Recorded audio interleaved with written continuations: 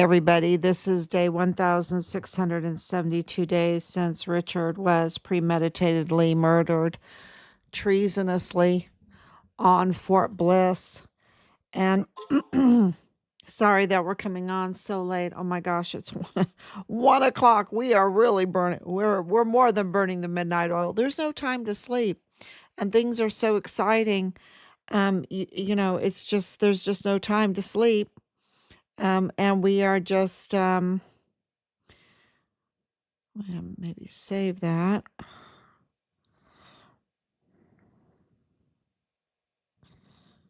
Okay. Make sure that I'm on.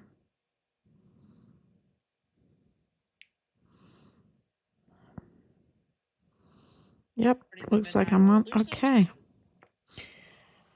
No, we are too busy writing documents. Some tough ones. There are some really tough ones that took a little time, and that's why I'm coming on late. And some other ones, I'm refiling other ones because we are hearing from um, the federal government every day, every day. And this is really important for everyone to know that things are moving very quickly. And this story is something that everybody wants to watch. You need to watch Richard Halliday's case. You need to watch El Paso. El Paso is the front door to the United States. It is geopolitically where it's at in this battle for our country. If we cannot control El Paso and what comes through that border, those ports of entry, and what is going on, what has been built up over the years there, the infiltration within our government, within our agencies, within our law enforcement, within our judicial system there, within our military there. This is a geopolitical hotspot because it is the front door to the United States uh, via Mexico, right? Via Mexico. So everyone needs to keep your ears, follow Richard Halliday's case and El Paso. It's it's huge, and it's big because we have filed an amicus brief with this before, right? We have exposed the criminal law magistrate court. We have exposed Bill Hicks being a usurper. We have exposed James Montoya as also not being correctly installed as a district attorney. He's not district attorney. It's Yvonne Rosales, right? And I don't know what the governor is waiting on. He needs to appoint someone really, really quick because right now we have no legitimate DA in the 34th Judicial District Attorney's Office. And James Montoya committed crimes along with, so did Bill Hicks when it came to the installation of his of his position. And so he's no longer eligible. You know, there needs to be an investigation. So until then, there needs to be a DA in that office. You have to have a prosecutor in that office. There has to be a holdover there. The holdover, I don't know what Yvonne Rosales is doing. Her name is going to go down in history as, the non-DA. Um, so, and gosh, can you imagine you're duly elected, the district attorney, you take the oath, you're properly installed, you filed your statement of officer before you took your oath of office, you didn't tamper with with the stamps. You didn't tamper with the documents. You absolutely did everything right, and of course, you were retaliated against. She was definitely retaliated against, but now she's being vindicated, and where is she? Where is she? This is she could take her little glory lap right now in vindication, and her name would be absolutely established in El Paso history. But she's nowhere. She's not willing. So you know then the governor of Texas needs to do the appointing, right? And so, but we expose that, and we absolutely expose that Patrick Crucius has autism. We absolutely expose that he's not a white racist, white supremacist racist. That is all fabricated. We expose the Mayelas, um, uh, being Patrick Crucius's family right there in the federal courthouse. We've exposed. I don't know why my camera is not working. Let's see. Let's see if I can get it working.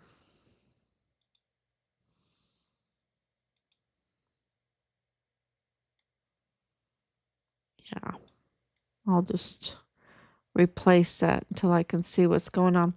So, and there's no mention, there's no mention of Richard Halliday, right? We could go on about we exposed Mario Raskin Ortiz. Well, we weren't the exact ones to expose that. That was Watchdogs that exposed that, and we reported it along with the Watchdogs. We reported it. So, that he is illegal, that he is unqualified to be the medical examiner.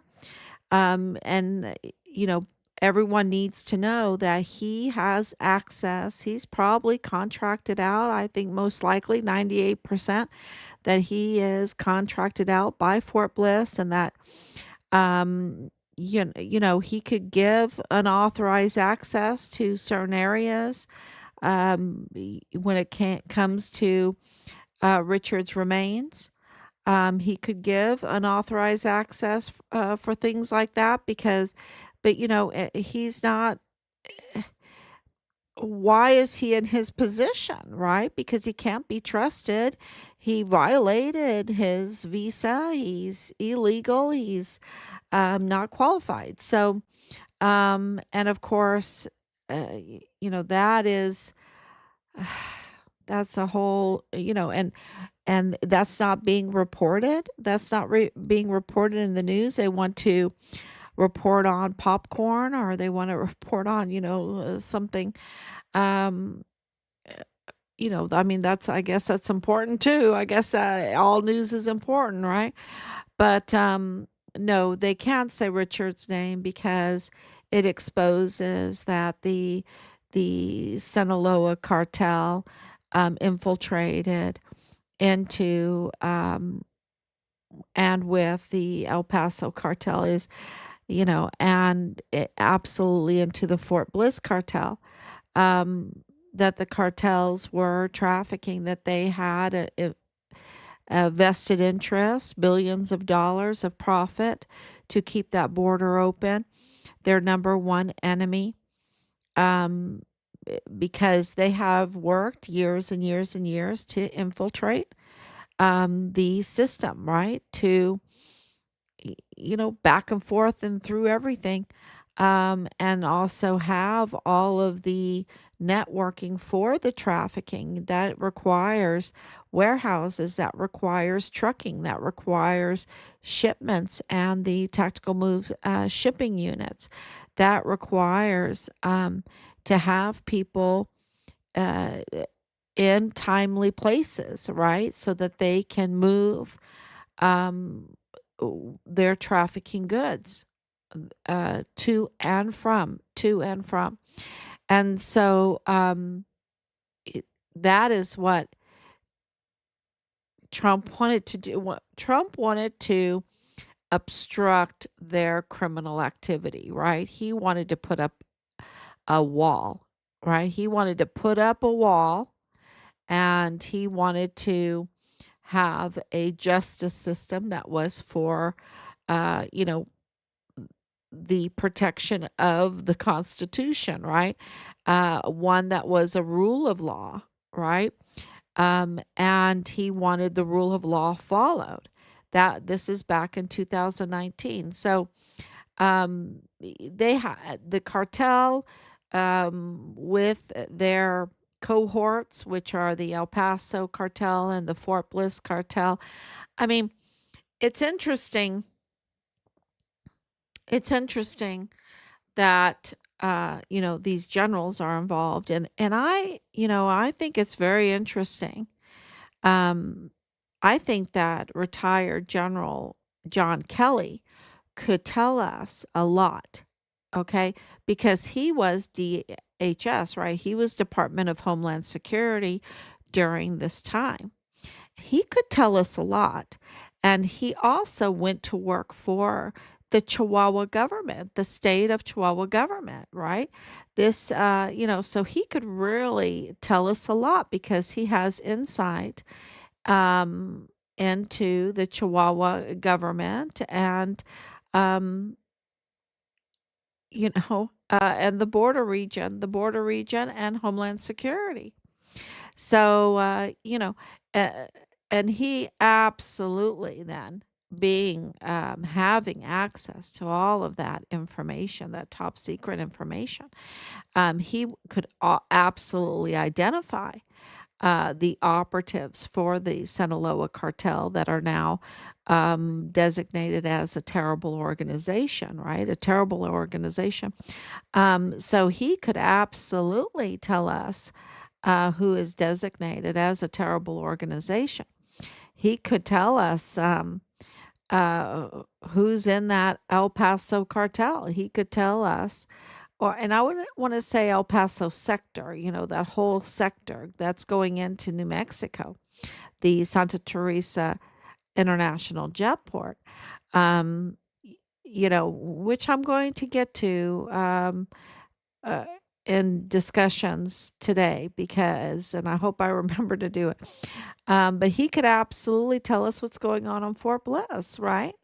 Um, Being a four-star general, he absolutely knows the ins and outs of what's going on. And this is why Richard's case is so big. It's an international criminal syndicate case, and at the center of it is Donald Trump. Okay, it's Donald Trump. He was the man that had the power and the ability, the know-how to build a wall. He was their real threat, and anybody that was MAGA, anybody that was uh, reporting the criminal trafficking, which would absolutely help President Trump at the time, right? Um, identify the crime and the criminals and um, absolutely do the audits and, the forensics analysis of what was going on the border. He would do really an autopsy of the border, a forensic autopsy of the border. That's what he would do. That's what he was doing because we got information that that's what was going on. So Richard was a threat to them because he was aiding President Trump. That really, he was absolutely an ally of President Trump, and I know that he was. I know that Richard was. Even and it wasn't really political for him. It was so bad, and they were trafficking kids, and they were trafficking drugs, and they were trafficking um just the worst type of stuff, and the weapons, right? The weapons and equipment and the bullets and everything like that, and it's absolutely his unit is absolutely we've absolutely connected it to the Sinaloa cartel, and they were transferring um, uh, weapons and arms and uh, bullets over to the Sinaloa cartel. That's really why Richard's case is so big. It's international, and now you know why from day one of President Trump's administration, we have watched him um, build the foundation. He's a builder, right? He's a builder. He builds these big high rises, and if we want the golden age, he has to build a foundation, and that foundation is to establish justice.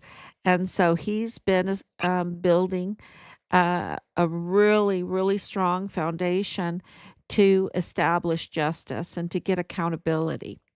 And that goes back to what uh, this Mario Raskin Ortiz, or the jet port, the international jet port, which, because of our constant requests for open records, you can absolutely tell where they're trying to hide things. Thank you, Anicia, for coming on so late. I'm wondering if they only one who is seeing a frozen screen.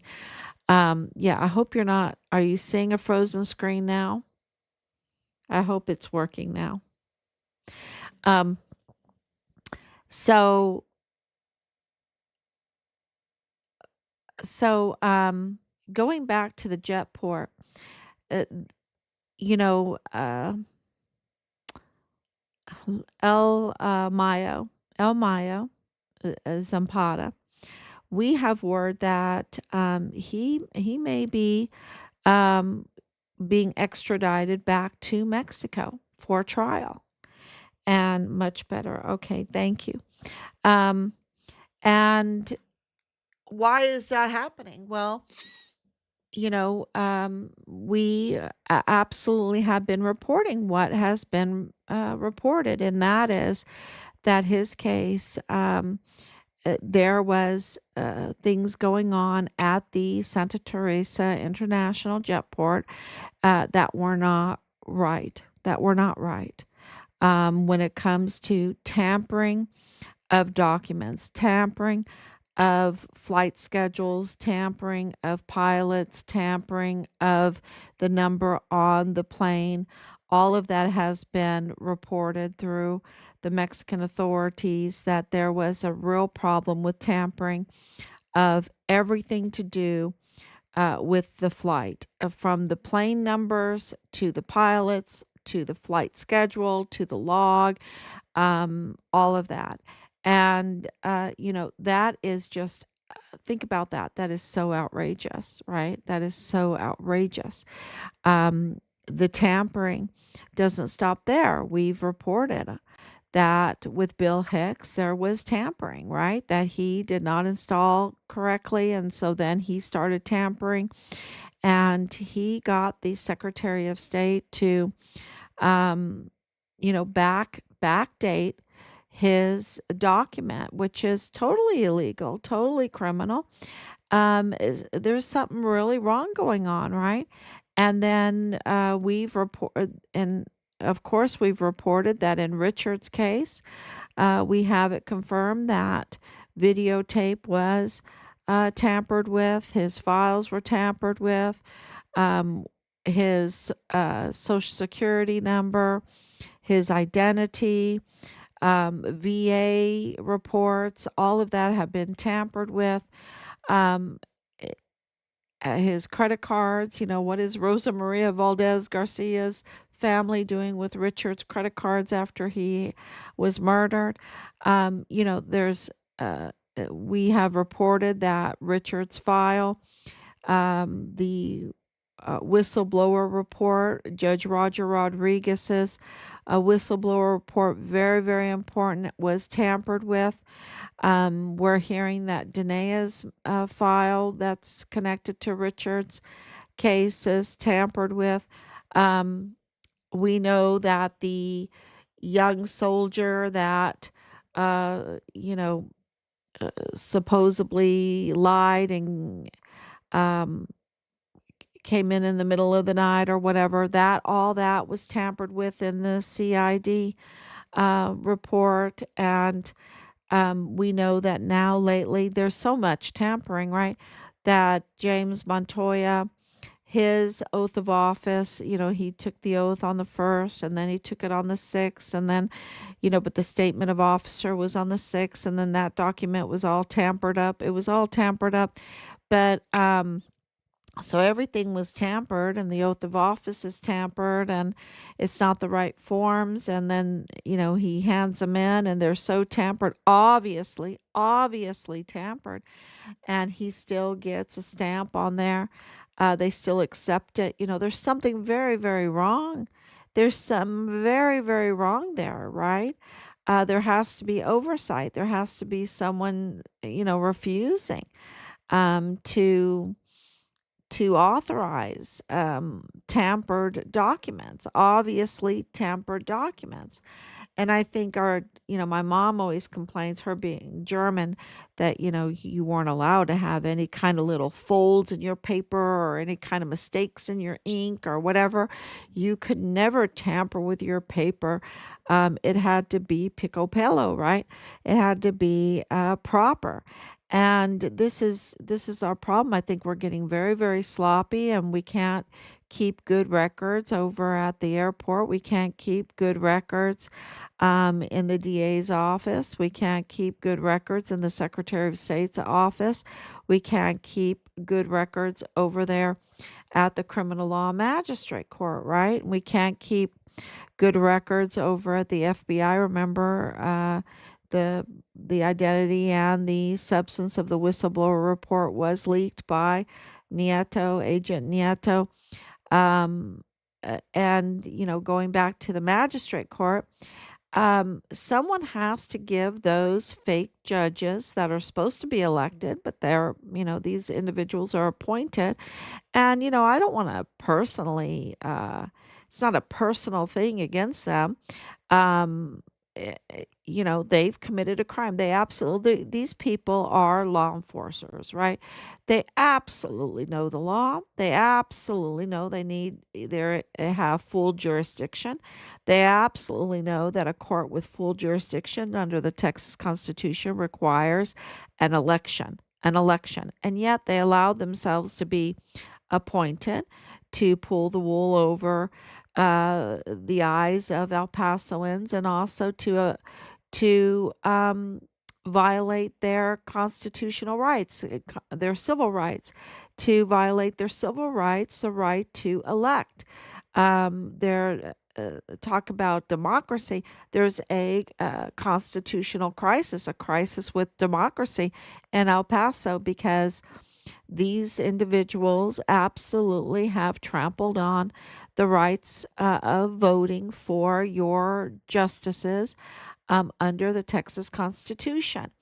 And so we've reported on that, but then they had to be commissioned, right? They had to be commissioned. And that happens in the Secretary of State of Texas office. That's out of Austin, right? There's something is very, very wrong. There is major criminal activity going on, and they want it to be in El Paso. And my assessment on this whole thing is that El Paso is the front door to the United States, and it is the trafficking hub of the United States. It is really the trafficking hub. And they make billions and billions of dollars, and they got greedier and greedier, and they absolutely, their greed and their infiltration into the system has brought people to be compromised. There's no other way to say it. It's really put a very bad stain on the United States because people, see those Benjamins, and they've gotten compromised through this. And where is Governor Abbott taking care of El Paso? Where is he? And it doesn't. Where is Yvonne Rosales taking care of El Paso? Right? I mean, these are the two, one Democrat, one Republican, that absolutely very quickly, just follow Trump's lead. Look how fast he makes decisions. Look how fast he protects the border. Look how fast he protects justice, right? Look how fast he can fire someone. The Joint Chiefs of Staff Brown was in El Paso, was on Fort Bliss when he got, trying to say, "Oh, we're going to do this and we're going to partner together," and do his whole political speech. And on his phone or through his aide, he got a message, "You're fired. You're fired. Your commander in chief, by your commander in chief, President Donald Trump." He was fired at El Paso, right there at Fort Bliss. So, things can happen very, very quickly. And I don't know, where is Governor Abbott um, getting justice for El Paso? Why isn't he addressing this illegal and unqualified medical examiner? Where is he when it comes to the court that has full jurisdiction, that handles over 90% of all the cases in El Paso? Where is he for the El Paso Criminal Law Magistrate Court to, you know, at least, he could do something very temporary until an election. Since we reported it, and we absolutely reported it to him, he could have already had elected judges and restored democracy in El Paso and their civil rights, and he didn't do it.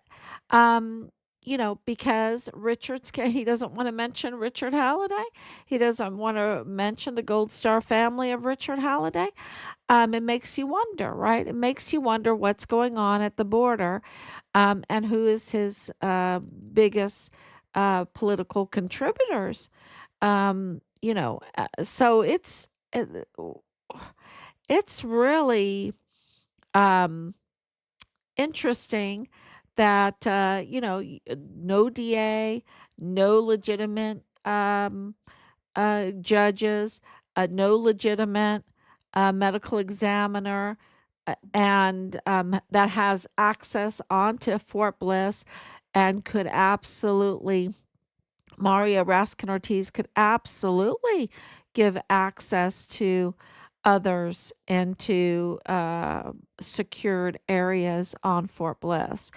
And then, so this is a national security or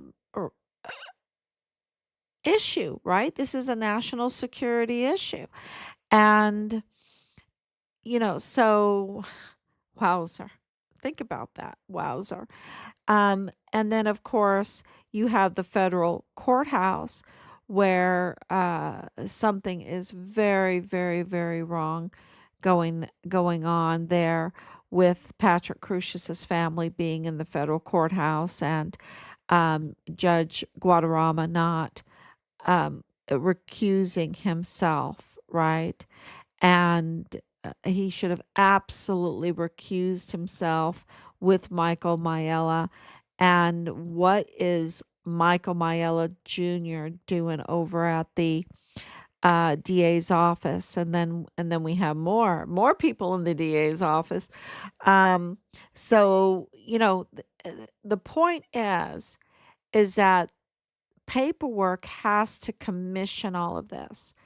That Bill Hicks was commissioned even with fraudulent eh, and lawless paperwork. Okay.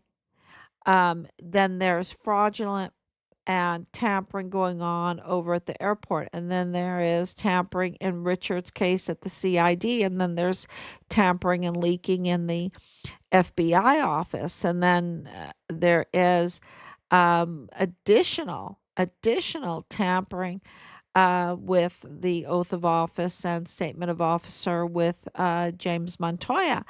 And then, of course, with the whole magistrate court. Um, and so, is there tampering going on? 100%. Is there deletion and swapping and all of this stuff going on? with the official government documents? Absolutely. Is that getting commissioned? Is that getting commissioned? Did James Montoya already get commissioned? His very fraudulent statement of officer got a stamp. So you're talking about Austin commissioning on a very obviously fraudulent document. Where is, uh, to be Secretary of State, you have to be pretty smart, right? Where's the oversight then, right? Um, and then we don't have to wonder. It's not our system that is bad. It is the infiltrators that are on purpose, intentionally not doing their jobs. They're not doing what they're supposed. How hard is it to follow instructions that are sent to you of, first sign the statement of officer and fax it in. It doesn't have to be notarized, y'all. There's no notarized notary. No, it doesn't have to be notarized. Please just, sign this statement of officer and fax it in before you take the oath of office. They get instructions just like that. We have the open records that show that. And then, you take the oath of office and then you submit it. I mean, how hard is that? And we have two in a row, two in a row, and two in a row that were tampered with, and two in a row that were then commissioned with obvious tampering. Um, it just this is what needs to be corrected. Every government document has to be, there has to be accountability for tampering with records. And there's been so much tampering with our son's case. And so that is, that's what's going on right now. And we're reviewing.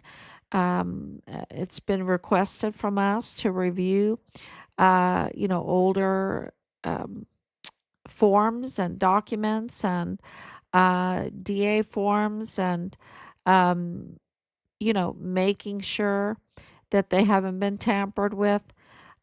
So, turning in a lot of evidence from the very beginning of this when it happened. Um, so uh, there is a case being built. That's what they're doing. They're building a case for us, and um, it is the floodgates have opened, and I'll save the best for last, right? And I was on so late that I just changed the number, put it up.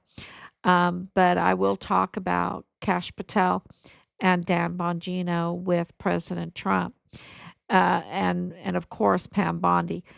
We are getting information every day and communication every day, and this is the message.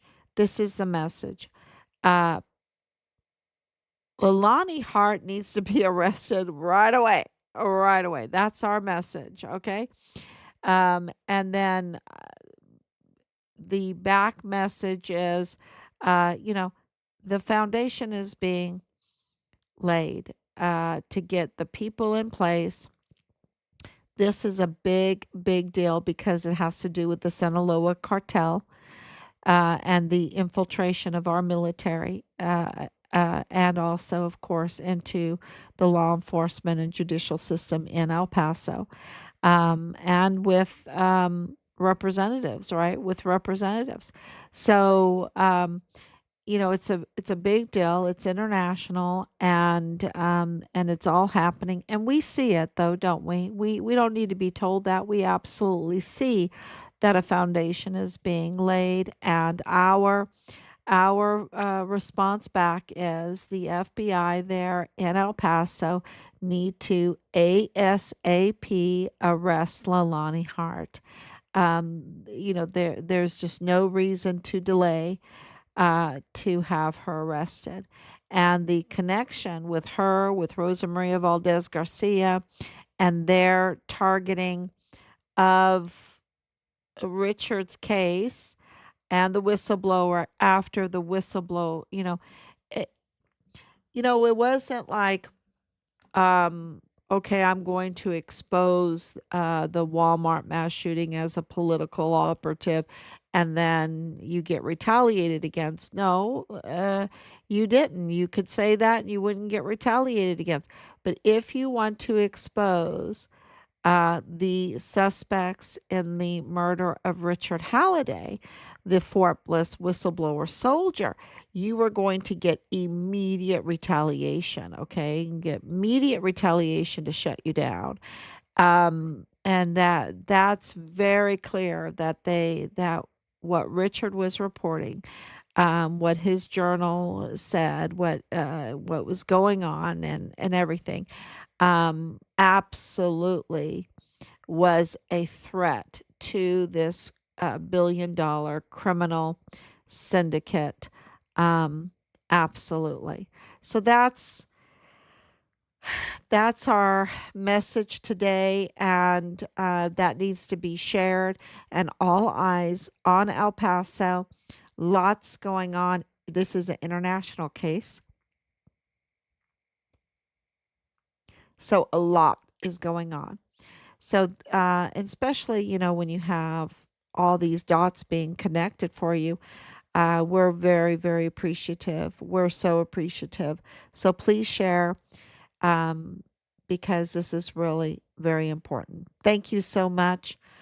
We need to stop this billion-dollar criminal cabal, right? Um, absolutely. Um,